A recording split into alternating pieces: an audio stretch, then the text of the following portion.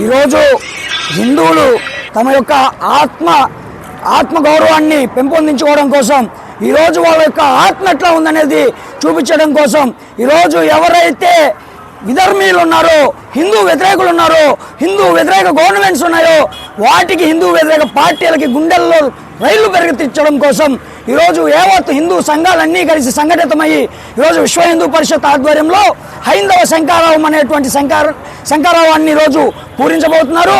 దీనికి యావత్ మంది హిందూ బంధువులు ఇప్పుడు దాకా మనసు విరిగిపోయి అనేకమైనటువంటి దేవాలయాలు ధ్వంసాలయ్యి మా చివరికి శ్రీరామచంద్రుడి యొక్క తల నేల కొరిగి అనేక మంది దుష్టులు, దుర్మార్గులు ఈరోజు వాళ్ళ స్వార్థ రాజకీయాల కోసం మా దేవాలయాలని రాజకీయ పునరావాస కేంద్రాలుగా చేసుకుంటూ వాళ్ళు చేస్తున్నటువంటి దానకాండ ఏదైతే ఉందో దానికి సరైన సమాధానం చెప్పడం కోసం ఈరోజు విశ్వ హిందూ పరిషత్ ఆధ్వర్యంలో లక్షలాది మందిగా హిందూ బంధువులు తరలి వచ్చి హిందూ బంధువుల యొక్క దమ్ము చూపించబోతా ఉన్నారు.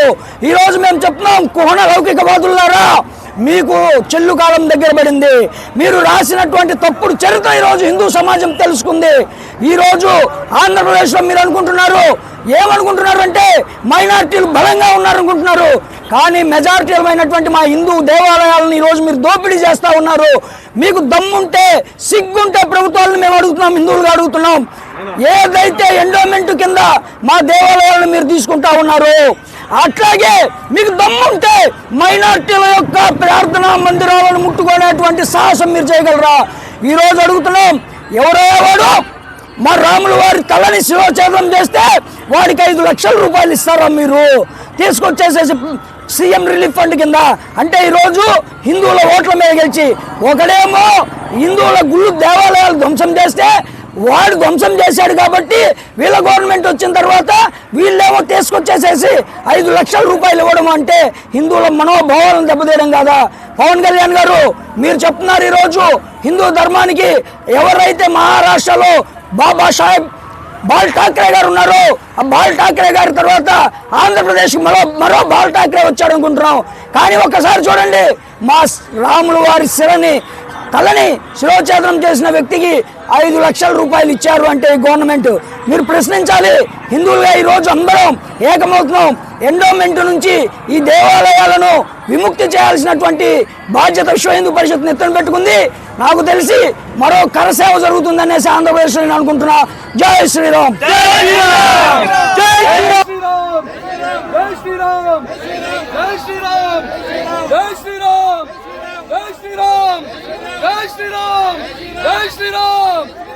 మనం కొంచెం ఇటు తిరగమను.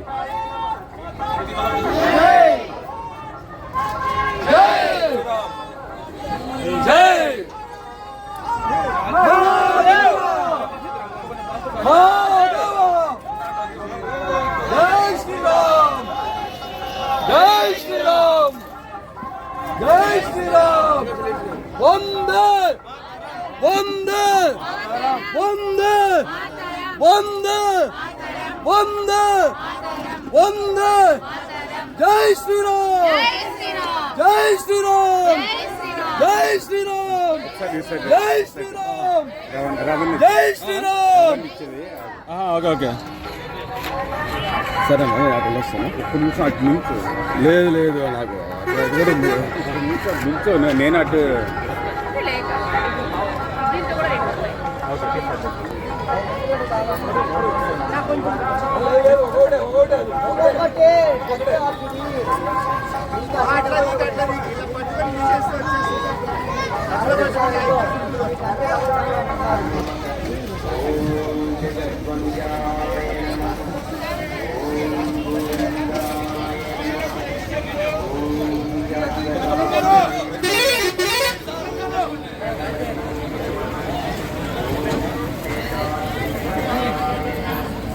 కానీ కప్పులు తీసుకోండి, ఎవరు కప్పులు వాళ్ళు తీసేసుకోండి.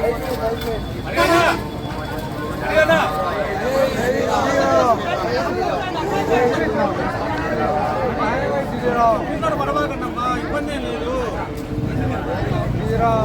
జై శ్రీరామ్, జై శ్రీరామ్, జై శ్రీరామ్, జై శ్రీరామ్, జై శ్రీరామ్, జై శ్రీరామ్. జై శ్రీరామ్ జై శ్రీరామ్ జై శ్రీరామ్ జై శ్రీరామ్